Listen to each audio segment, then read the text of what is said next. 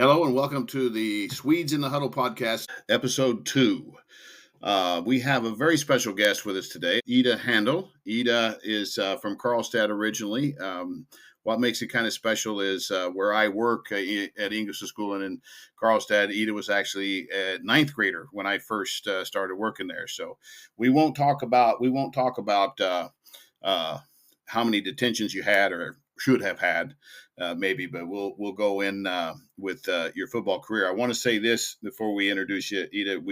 The purpose of this podcast is to let people meet the Swedish players who have gone abroad and played in the U.S. and also out in Europe. And I was really excited to have you on right after the episode 1 to get you in episode 2 to show people out there that it's not just a guy's game. It's a women's game also, and you've been absolutely critical in the local club here, and you have had quite a career. So with that introduction, let me be quiet now, and you take us on your story of when, where, and why you started playing American football. So I started playing football in 2010. So it's been 14 years now.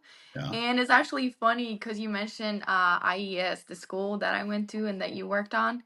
Because that was kind of how it started because we had two of the American imports that year. They came to our school and had a PE class with us. So they let us try football.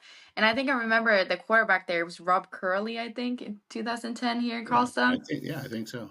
So I remember talking to him and I told him I was interested in playing football and they told me about a summer camp that they were gonna have that summer. So I went to that and you were supposed to go for maybe like 1 day, 2 days, try it out. I went the whole week. I was there every day. And then I think 2 weeks later, somebody called me from Crusaders and they said that they were gonna start up what we kind of called back then, it was a Pee Wee team, but it was a U13. And they asked me if I wanted to play. And I was already hooked to it, so I said yes. So I started practicing with the U13 boys team. And we didn't really play any games that year. It was just practicing. And then in the winter, I started playing and practicing with U15. And then in 2011, I played my first season with the boys U15 team with the Crusaders. Awesome. So it was a school visit. I think that's important for people to know. I mean, Yeah. that's a great way for us to grow the sport for both the guys and the girls. Just get out there and show them that it's there. Had you any idea that football existed before that school visit? My dad had actually taken me to some of the Crusader men's team games, so Hmm. that's kind of how I got to know about the sport, Hmm. but I didn't know anything about how to start playing. I remember back then my parents didn't really want me to play because it was in a girl sport. Hmm. So they were very like, if you want to play, you got to figure it out by yourself.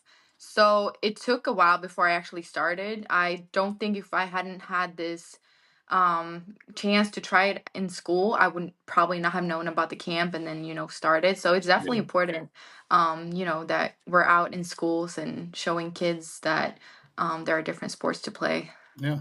Awesome. So that got you started. So you're playing Yes. with the guys. One of the things that I happen to know because I'm from here in Karlstad is the you were one of the main founders and people with the idea to start the women's team here in Karlstad. Yeah, so it actually started, I think when that kind of got going, I was playing U17. Mm-hmm. And back then we had the rule that if you didn't have a women's team and you were a girl playing with boys, you were allowed to play with 2 year younger boys. So that was kind of what I was doing. I Right. think I was about to turn 18, but I could still play with U17. So there was actually a couple other girls who kind of started this women's team, and I remember my first reaction was no, because if you guys start a women's team, I can't play with the boys anymore. Yeah. Yeah. So my initial reaction was like, no, I don't want a women's team. But then I kind of started to realize that I started realizing the guys, they were kind of, growing a lot faster than I was. They were getting Yeah. stronger a lot faster than I was. So Mm-hmm. I realized that I'm not gonna be able to play with boys for that much longer. Maybe U19, but that's pretty much it. So I need a women's team if I want to keep playing. And at that point, some of the girls had kind of dropped off. There was only a few left. So me and then also Yonna, another girl who played with the boys back then, Mhm. we kind of, started practicing with them and kind of took over a little bit. So it ended up being that we played there. We kind of forced some people to coach us because there wasn't really a lot of people that wanted to be involved at that Yeah. point. I convinced my mom to be our like team manager, so she traveled everywhere with us and Yeah. all that. So it was that was a rough first 2 years. We played 9 man the first year. We had our first season in 2015. Mhm. And I will never forget when we won our first game in Gothenburg. That Yeah. was just amazing. And we had to have 11 players, even though we played 9 man. Right. And we had 9 players who could play. And then we had one player who had torn her ACL, so she had Oh. to be on the sideline. And then we didn't have any more players. But then the week of the game, a new girl came and tried out. And we said, hey, we'll pay for you, but do you want to come to Gothenburg with us? And she went with us. She had a panic attack in warm-ups because she didn't want to play. So, Oh, but she bless was her. there. She was on the sideline. We had 11 people, and we won the first game. Yeah. So that was really amazing. And then yeah, it just kind of kept rolling from that. Awesome. Awesome. Oh, that's awesome. And it's obviously turned into something fantastic, but it's really cool to see when you hear the stories of how it begun, like when they talk about the men's team here, the guys out in Yeah. the field doing kickoff and kick return in hockey gear, Right. to see what it is today. So, well, awesome. So then you played with the Crusaders women for a few years. Yeah. You also ended up out in Europe, I believe it was, yeah, in Helsinki and Barcelona. Tell us about that experience. Yeah, so the first time I went abroad was 2017. I had played with the women's team for 2 years. And the reason I kind of started looking elsewhere was a little bit because I had at that point played a lot longer than the other girls. And I was starting to feel like I couldn't really get the development I needed. Hmm. So I started looking elsewhere, and at that point, and still today, Finland is one of the best teams in Europe when it comes to women's football. So I got in contact with a couple teams there and a couple teams in Germany, and then just ended up going over to Helsinki for kind of a tryout. And really enjoyed it. So I decided to go there for one season, and Hmm. it was a great experience. It was kind of different from the experience I've had later going because when I was in Finland, I was working. I worked at Right. a Swedish daycare. I had my own apartment that I paid for myself. So the team helped me set up a lot, but I was still, working, doing all that kind of stuff, Yeah. living a normal life, but then playing football. Right. Um, then moving to Spain, which was in 2021, that was kind of more the first time going just to play football. Hmm. The reason I went there to begin with was just to coach. I had back surgery in the summer, so I Right. couldn't play in Karlstad, and kind of didn't want to spend another winter in Sweden. Understand. I You're understand. right. So started looking elsewhere. And Spain is one of the few countries that play in the winter. Hmm. So the point from the beginning was to go there just to coach because they play 7 man football. So it wasn't that exciting, I thought at first. But we all know none of us are very good at being on the sideline. Right. So Understand. ended up playing and coaching there. And that was kind of just the first time going there, just living, breathing, doing football every day. Yeah. So that was really cool to get that experience. Right. Awesome. Awesome. How was the level of ball compared? At that time when you were in Finland, and then a few years later you're in Spain. Was it relatively new in Spain, or would you say the level was the same between Finland and Spain, or were?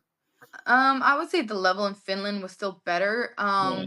Spain is the now European champions Yeah. so they've gotten a lot better, but they play 7 men in Spain. Yeah.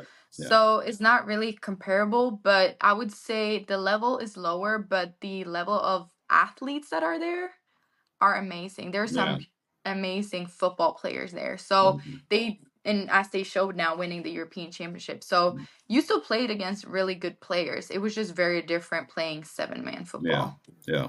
Okay. Awesome. So you do that. You're out in Europe, and then here's when the big move comes, where you end up crossing the pond, as they say, and going and playing professionally in the states. Yeah. You go to the DC Divas first, and then you're in Houston, and then you're in Kansas City. over this 3-year period. Tell us how did that happen and what was that like? Yeah, so I was actually in DC in 2020. That was through a friend that I played with in all these places, Nana Olavo. She lives in Finland. She kind of knew some people there, so I actually signed with DC Divas in 2020. I went Mhm. there, COVID happened. That's right.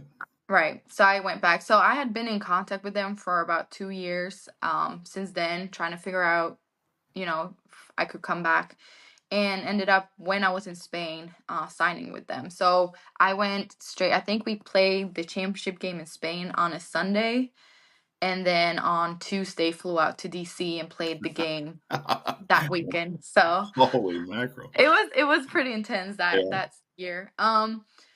Yeah, so I ended up there the first season, and it was really fun. It was really great. I love DC, love the team. Fortunately, we didn't really have a great season. Made the playoffs, but it wasn't really a great season. And wherever we've been, I've been in DC, like you said, Houston. The plan has always been to go back there. So that was the plan after being in DC, was to go back there. Mhm. Unfortunately, a lot of things just we couldn't figure it out really, logistically. And then in the US there are actually two women's league. There's the Okay. WFA and the WNFC. Okay. So with the DC Divas, I played for WFA, and they've been around for the longest, but I- playing in both leagues now, I would say the WNFC is more competitive, Mhm.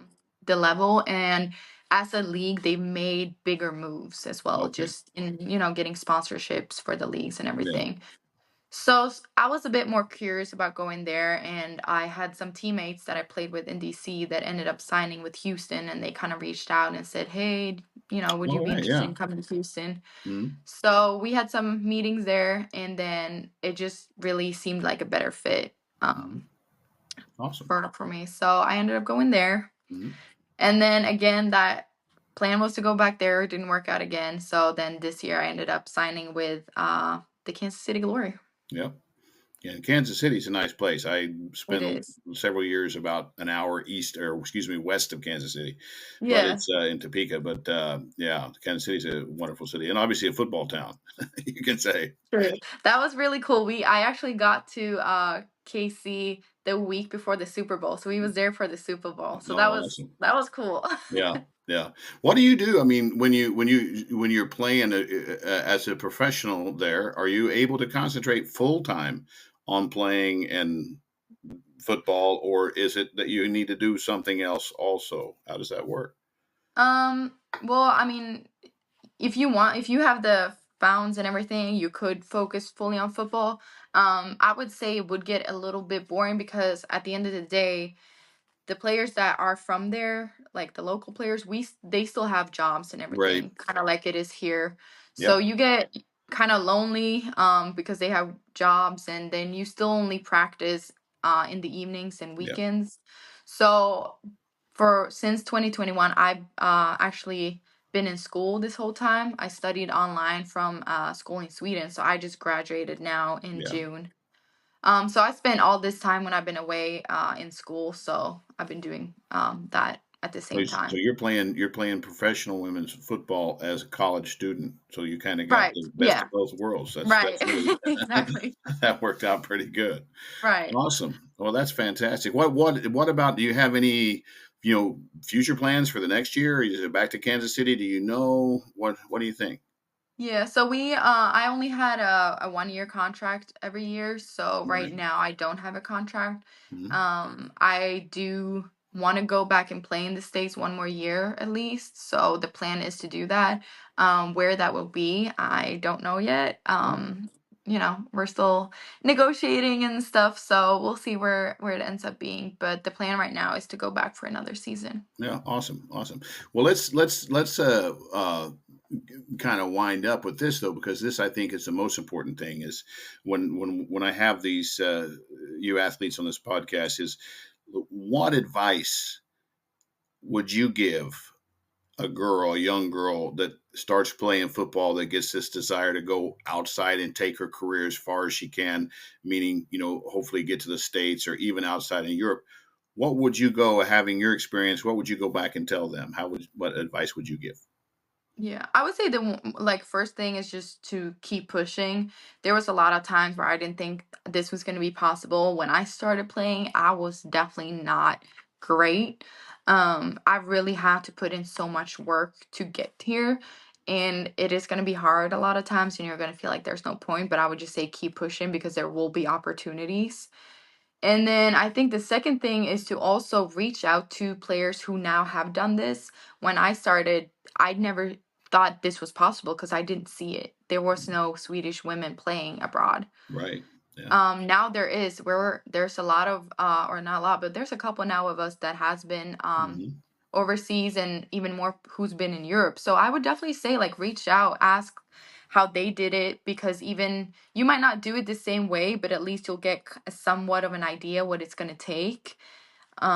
So I would just be open, like send people a message saying, "Hey, I'm interested in, going abroad. What should I think about? What should be like my first steps to get there?" Hmm. So that's really Yeah. what I would say. Awesome. Awesome. Well, that's great. I appreciate you being on the show here. I think it's great to have your story. And I think it's really kind of inspirational also to let people know that it's not, it's guys and girls that can chase Right. their football dreams. So I appreciate you taking the time, and thanks a lot. And we'll remind everybody out there, if you are somebody or know somebody who's been over the States and played football, just reach out to Swedes in the Huddle at gmail.com. Send me your name or send me their name, and we'll follow up. I got several people lined up, and we'll continue these. But Edith, thank you very much, and I wish Thank you the you. best of luck. Thank you. I appreciate you.